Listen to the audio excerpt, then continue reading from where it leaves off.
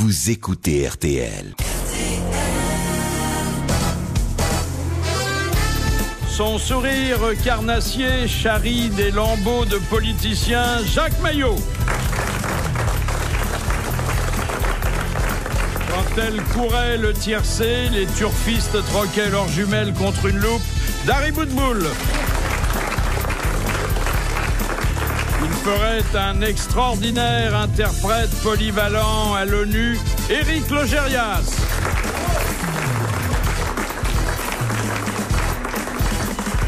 Il s'est paxé tardivement avec Oscar Wilde, mais en camarade Bernard Mabille. Dans les deux sacoches de son vélo, on trouve le bon sens et la culture, Jacques Balutin. De Monsieur Mignon de Carvin, cette première citation. Qui a dit « Le Paris-Dakar est une épreuve très dure, surtout pour les Africains qui traversent en dehors des clous. » C'est des proches, ça, non? Non, c'est quelqu'un qui vit toujours. Marc Jolivet. Non, ça n'est pas un de nos comiques habituels. Il a dû faire les grosses têtes il y a un peu plus de 20 ans. Il est venu une ou deux fois. Il est quoi, député? Il n'est pas député, mais il est apparenté à un homme politique important. Et il a fait une belle carrière artistique, d'ailleurs. Pierre Fitt. Une belle carrière artistique comme quoi? Comme acteur? Comme acteur. Et il est apparenté à un homme politique important. Roger Hanin. Roger Hanin. Non, c'est bien Roger Hanin, mais ça vient avec un peu de retard. Jean-Marc Thibault. Jean-Marc Thibault, qui est le Roger Hanin de Lionel Jospin. Bonne réponse de... Rappelez-moi votre nom. Non, c'est vrai que c'est le beauf, hein. Ah oui, c'est le Oui, nouveau beauf. Jean-Marc, oui. Et c'est marrant parce que les beaufs, ils ont toujours des vraies têtes de beaufs. Ouais. C'est pas, non, non, c'est pas gentil ni pour Jean-Marc. C'est très gentil pour eux. Ni pour Hanin, ni pour Thibault. Qu'est-ce qu'ils peuvent se raconter quand ils dînent ensemble, par exemple? Parce que Qu'est-ce que tu racontes quand tu dis avec ta belle-sœur ou ton beau-frère? Je veux dire, attends. Non, ça devait être plus marrant d'être le beau-frère de François Mitterrand. Oui. Parce qu'au moins, il adorait rire, Mitterrand. Ah bon? Ah non, il adorait rire, oui. Mais quand même, il maintenait une certaine distance. J'ai découvert dans les confidences qui paraissent tous les jours sur Mitterrand, hein, puisque ça remplit déjà un quart des librairies, qu'il n'avait jamais tutoyé son beau-frère. Et le beau-frère lui disait... Arrêtez, Roger, arrêtez, je me pisse aux culottes. Disez-vous. Mais le vrai statut, au départ, le beauf, qu'on appelle le beauf, logiquement, c'est le mari de la sœur. Et le frère aime jamais le mari de sa sœur. Oulala, oulala, oulala, oulala. On va rappeler le vétérinaire qu'on avait hier, s'il vous plaît. D'abord, le beauf, c'est un personnage de Cabu. Ah, de quel Mais c'est le mari de sa sœur. C'est-à-dire que vous avez une sœur, son mari, c'est votre beauf. Alors que là, c'est par alliance, c'est différent. Mais non, c'est toujours... Mais non, c'est toujours beau-frère. Oui, mais le beauf que la personne n'aime pas, c'est que le mari de sa sœur. Mais non, le frère de ma femme, c'est le beauf. C'est son beauf. Oui, mais c'est pas... Vous dites ça parce qu'on s'entend pas dans votre famille, mais... Bien sûr. Au départ, donc Tenez, justement, le personnage attendez. de Cabu, c'était ça. Pour vous calmer, j'ai sélectionné une question. Enfin, c'est une citation qui va certainement vous amuser beaucoup. Qui a dit, demande Madame Tolson, « J'aime le cheval parce que c'est le seul animal dans lequel on puisse planter un clou. » Ah, c'est drôle, ça. C'est très joli, ça. Alors, français mort. Comment ça, on puisse planter un... J'ai même pas compris, moi. Planter un clou. Mais c'est pas vrai, attends. J'ai compris le pied. On fait bien les chevaux. Le sabot. Les sabots, on met bien les clous. Bon. Mais moins vite que vous. Alors, Français mort. il est français mort? Français mort. Alphonse Allais? Non, mais contemporain. Capu. Renard? Jules Renard. Jules Renard. Bonne réponse de Jacques Balutin. Et c'est quand même une très très belle phrase. Qu'est-ce que c'est drôle. Une Je nouvelle... vois pas ce que c'est drôle de planter un clou dans un animal, déjà au départ. Donc, enfin bref, bon. Non, avouez que c'est vrai. C'est très drôle, C'est le seul animal. Et d'ailleurs, il n'en souffre pas. Du hein. tout. Mais non. Mais l'âne aussi, non, on ne fait pas les ânes. On peut tout ferrer. Oui. Essaie de ferrer ton chien, tu vas voir. Monsieur Rapin demande... Il a des beaux yeux bleus. Monsieur Rapin. Qu'est-ce Non, que les allez-y. sexologues nomment les colonnes du temple? Les jambes d'une femme? Non. Avec l'entrée du temple au... Oui, oh bah, Eh merde. Bon, eh ben, eh merde. ne développez pas. hein. Bon, On a alors compris. c'est chez l'homme? C'est dans le couple. C'est une faussette. Comment ça, c'est dans le couple? Dans le couple. C'est dans les rapports entre l'homme et la femme? Oui. C'est un rapport sexuel. Non, intellectuel, enfin psychologique. Oh, mais Ça n'existe l'intellectuel pas, ici, ça. tu rigoles à cette heure-là où tu vas, toi. Tu vois, c'est Varin. sexuel. Ben évidemment. C'est dans les rapports. Oui. C'est une position. C'est une position, c'est la plus complexe décrite par le Kama Sutra. Décrivez-la moi, s'il vous plaît. Allez-y, Philippe. C'est tête bêche mais debout. Ah, dis donc ça. Ah, oui. Tête Oh, bêche mais qu'il est debout. intelligent, ce garçon. Je suis content de l'avoir à ma droite. Tête droite, bêche je suis debout. debout. Un truc que vous pouvez jamais faire, vous. Sauf avec la petite là. Philippe, prenez-la pendant qu'elle est encore libre parce que c'est la seule personne au monde avec qui vous pouvez faire ça. Ouais, sinon les autres, elles s'écrasent. Ou alors la sœur de Piral. C'est un 69, mais en chiffre romain, quoi. Non, mais oui, mais debout. Comment ça, tête bêche? Je l'ai vu faire l'autre fois, vous savez, c'était très drôle. Qui a la tête C'est- en bas? Non, c'est rarissime. L'autre jour, sur une des chaînes de ciné, mais... Par hasard, vous tombez sur Non, un non, porno. attendez, une chaîne qui est... Non, vous allez comprendre pourquoi. C'est ciné classique. Ah oui, où il y a alors le là. club, etc., qui passe pas du tout ce genre de film. D'un seul coup... pendant qu'il y avait les Hôtes d'Or, ou le lendemain des Hôtes d'Or sur une des chaînes de Cinoche, Cinéma 1, je crois, je regarde ce truc classique parce qu'il y a souvent de très bons films anciens. Et d'un seul coup, je tombe sur des vieux films porno. Oui, mais ça s'appelait les le faux films cul. cachés des maisons je sais closes. plus quoi, je sais pas 1926, 1900, c'était le faux cul. drôle. C'était à hurler de rire. Et j'ai vu cette position. Oui. Un mec qui était debout, il tenait la dame par les chevilles, elle le tenait par les chevilles, et ils s'occupaient tous les deux. C'était très amusant à voir. J'avais jamais vu ça. Et je savais pas que ça s'appelait les colonnes du temple, il a fallu que je vienne chez J'adore. vous. Moi, j'en ai Mais c'est pas parlé. ça, c'est pas ça, Les c'est pas ça. explications. J'en ai parlé au mari de Maïté, il en a bavé, hein, crois-moi. Oui, mais en même temps, il est musclé maintenant. S'il te colle une tarte, ça traverse la pièce. Hein. C'est marrant, tous les gens qui regardent des films porno à la télé, ils vous disent toujours. Alors, par hasard, je regardais. C'est comme le type qui entre dans un sex shop. C'est pour un ami. Oui, c'est toujours pour un ami. Non, oui. mais attends, là, c'est drôle, il n'y avait même pas de son. Il y avait des sous-titres. On a besoin du son, vraiment. Ah, le faux d'air, Je veux pas. Non, c'était drôle, c'était très drôle, je te jure. Les vieux pornos. ça, C'était Oui, oui, très oui. amusant parce qu'il y avait les costumes qu'elle avait avec les porte-chaussettes. Comment ça, les costumes? Les films porno, ils sont habillés? À l'époque, oui. Moi, j'en ai C'était vu drôle. un avec Yvette Gilbert l'autre jour. Musique de Georgette Plana. Je peux dire que je me suis pas. Moi, j'ai beaucoup ri parce que c'est Non, mais on peut. España, donne-moi un peu de bonheur, España, por favor.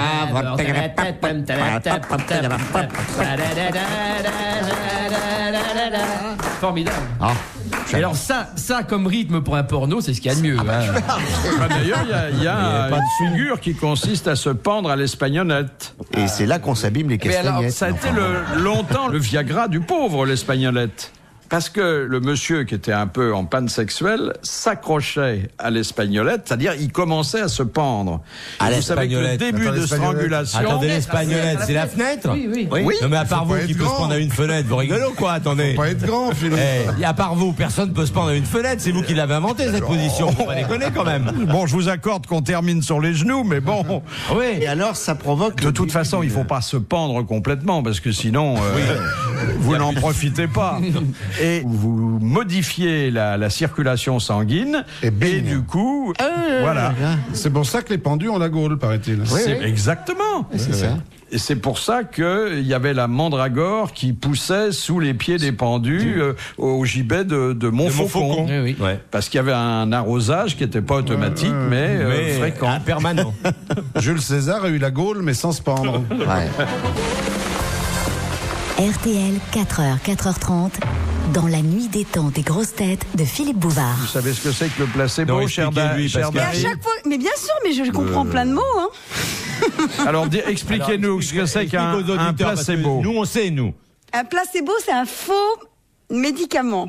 Par exemple, si vous prenez du Viagra, Oui. vous par exemple, Philippe, quand vous prenez du Viagra, du vrai, d'un seul coup, vous êtes tout pimpant. Mais si je vous donne du faux, comme vous croyez que vous avez pris le vrai, vous êtes aussi tout pimpant. Voilà. Voilà. Bon, c'est un peu personnalisé comme explication, mais bon, on peut l'admettre. Mais elle est formidable. Effectivement, c'est un faux médicament. Simplement, on le donne au malade sans lui dire qu'il s'agit d'un faux médicament. Bien sûr. Et c'est ainsi que dans les procédures qui ont été menées par le professeur Beaulieu au sujet de la DHEA, Oui. il y avait deux groupes. Un groupe qui recevait recevait la DHEA et un groupe qui ne recevait que du placebo pour qu'on puisse, in fine, comparer les résultats. Alors, in fine, elle sait pas ce que ça veut dire. Si, in fine, je sais aussi. Qu'est-ce que ça veut dire, in fine? Je vous le dirai pas, justement. Ben si, dites-le maintenant. Non, je dirai pas. In fine, qu'est-ce que ça veut dire? Ça veut dire in the baba. Vous avez bien fait. Elle a eu du bol sur le premier mot, mais le deuxième, c'est... Il y a un moment, on est rattrapé par sa nature quand même. Oui. C'est pour ça qu'elle comprend pas. Il lui manque des mots. Alors de temps en temps, tac. Elle a des trous. Voilà. Alors, cette étude sur les placebos, et ça répond quand même à des questions qu'on peut se poser, parce que c'est assez fascinant le placebo. Ah oui, hein, Rien vous fascine, hein? Oh, pas tout, hein. Vous savez, quand je vous regarde. Alors, la substance à laquelle les pharmaciens recourent le plus souvent, ou les laborantins, pour les placebos, c'est l'amidon, lactose ou l'amide pain. Vous remplacez le Viagra par l'amidon, vous, Philippe? Oui. Alors, en application locale. Et qui est-ce qui vous repasse après? La dame qui dit vous repasserez demain. Elle a une patte mouille. Alors, on ingère donc ça en pensant que c'est un vrai médicament. Ouais. C'est un peu de mie de pain. Ouais. Et des fois, ça marche. Et attendez, on a des statistiques. L'efficacité est constatée dans 30% des cas. Ouais. C'est-à-dire, vous aviez vraiment de l'eczéma, des troubles digestifs, des troubles du sommeil, des maux de tête, des douleurs souvent insupportables. On vous donne un peu de mie de pain et dans 30% des cas, vous vous sentez mieux. Eh oui, regardez les piafs dans la rue. Mais On leur fait un petit peu de mie de pain, ils sont contents. il y a le revers de la médaille, la rançon de tout ça. C'est que... Il y en a qui sont accros à la mie de pain après. Ça fait grossir. Les boulangers. Ils Non. dévalisent les boulangers. Non, mais les mêmes observateurs ont constaté des effets secondaires pour les médicaments placebo. Ah, est-ce que c'est drôle. Ça, c'est étonnant. Ça, c'est oui, fabuleux, ça. Ah, hein. oui. Et alors, ça fait quoi, la mie de Alors, pain? somnolence, fatigue, troubles digestifs, problèmes de concentration, déficience sexuelle. Ah, voilà. Ah, Moi, ah, je- oui. voilà, c'est ça. Et vient- pourtant, on dit que le pain, c'est bon, regardez. ça vient de là. Je vais me méfier de la baguette. Je me disais, Mais voilà, c'est je pas, mange trop de pain. c'est pas illogique. Le gars, il est persuadé d'avoir pris un médicament. Donc, s'il lit sur la petite notice Exactement. les effets secondaires, il les a aussi bien que les effets positifs. Exactement. C'est la bout de la logique. C'est dans la logique. Eh au oui. bout de la Quand tu lis les effets secondaires d'un médicament, t'as plus envie de le prendre. Ah hein, non. honnêtement, hein. Non. Ça veut dire Oh, que c'est trop effrayant. de mie de pain, tu la miches. Mais ça marche même pour les animaux. Les placebos, Oui, c'est-à-dire pour à cheval, par exemple. je sens qu'on va découvrir quelque chose. Là. Vous mais dites je veux à dire- votre chien, je vais te donner du sirop, et c'est pas du sirop. Attendez, Il y a elle des- parle de chevaux, elle était partie Avec sur les les chevaux, chevaux. par exemple, des cavaliers qui pensent que leur cheval va pas très bien et tout en ce moment, qui les boitent un petit peu, qu'il est pas très en forme.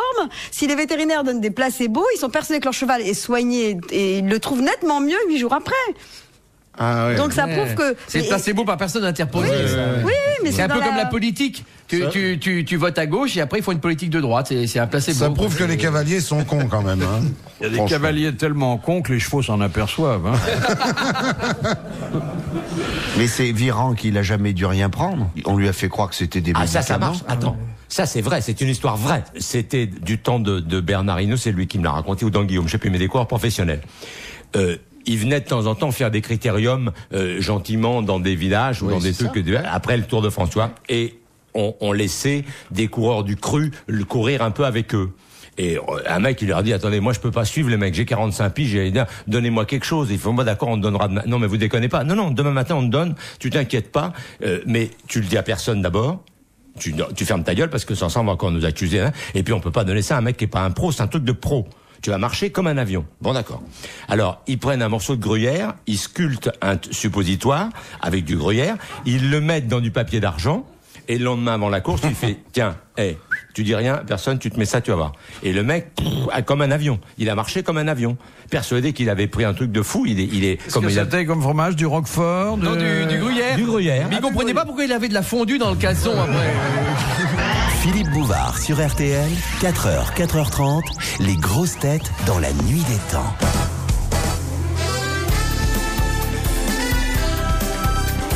Tout en vous souhaitant une bonne fin de nuit, retrouvons les grosses têtes dans la nuit des temps du 6 mars 2000 autour de Philippe Bouvard, Jacques Maillot, Dari Boudboul, Éric Logérias, Bernard Mabille et Jacques Balutin.